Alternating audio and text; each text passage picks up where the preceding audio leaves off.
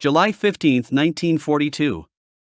Dear Margie, I just received my call for the army, that is the notice to take my medical. So, you see it came at last and just when I least wanted it to. So, my sweet, we have a lot to decide this coming Sunday, eh? Well, darling, this is one hell of a way to start a letter, but it naturally was the important news of the day. I meant to write sooner, dear, but was so tired last night that I just rolled into bed after supper and slept through until 10 to 6 this morning. I am still a boss according to the gang and George Pierce, but haven't heard of any raise in pay. However, I don't expect any, but will get plenty of experience in handling men, also on planning, and I need that. Received the house plans I was telling you of and will start working on them tonight. We can always use them for the future. Received letters from the folks today and one from Gil yesterday. He said he had seen Cologne, but that was all, so he is on active duty and no fooling. Well, darling, I hope I have more definite news this coming weekend. Anyways, we can decide what we are to do. Write soon, darling, all my love. As ever. Roger XXX. July 22, 1942. Dear Margie. Just a couple of lines, darling, to let you know I arrived okay. No breakdowns. Sorry you couldn't make it a little sooner, to the boat I mean. I waited until about the last minute.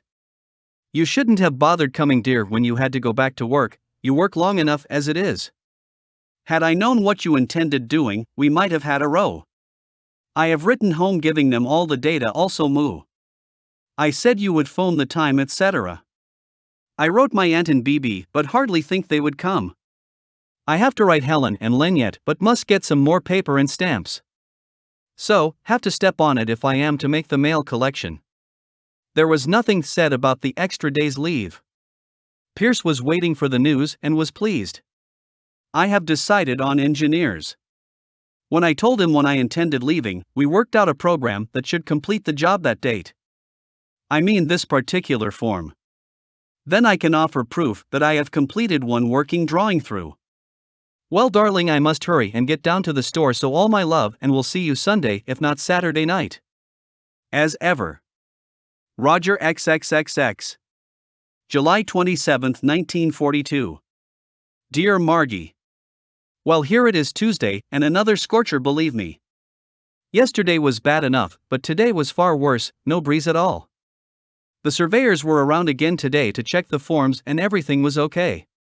It pleased George when the engineer told me I had the right idea in making things permanent, and I went along.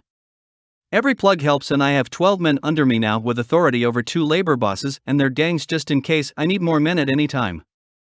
Ted and I had a good trip home Sunday night, although the lake was pretty rough and a few people were sick. However, there weren't many on the upper deck, so we gathered a few deck chairs together and made a regular bed for ourselves. I slept for about halfways. I wish you had come along, the air so, and the moon full, it was really great. I haven't received any word from Hamilton yet, but there is plenty of time. I expect word this week though. In some ways, I hope they are able to get over, especially Len. Don and Joyce will be down, but I just didn't know what day. I am enclosing $3 of your dollars, dear, have spent the rest, but payday is Thursday I hear, so we'll send you more for Saturday. Will that be okay? I won't get over until Sunday, as Saturday night will be my only chance to do any shopping before the big event. Oh boy. Write soon, darling, and give me any news. All my love, Margie. As ever, Roger XXXX. P.S. Did Ray and Jim make it?